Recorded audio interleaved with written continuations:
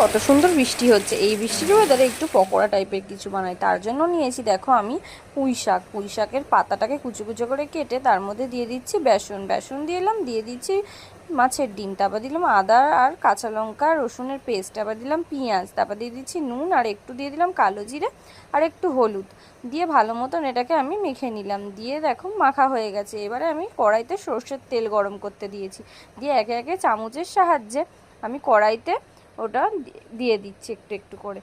দেখো একটু একটু করে দিয়ে দিলাম। এবার এটাকে ভালো করে আমি এপিট উপিট লাল লাল করে ভালো মতন করে ভেজে নেব।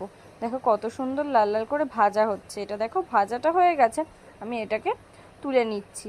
আবারও যেটুকু আছে আমি সেটুকু আবার কড়াইতে দিয়ে ভালো মতন করে লাল লাল করে একইভাবে আমি ভেজে নেব। দেখো এটাও ভাজা হয়ে গেছে, কমপ্লিট। তুলে নিলাম। ভালো লাগলে লাইক কমেন্ট শেয়ার করো, আর পারলে তোমরা একবার ট্রাই করো।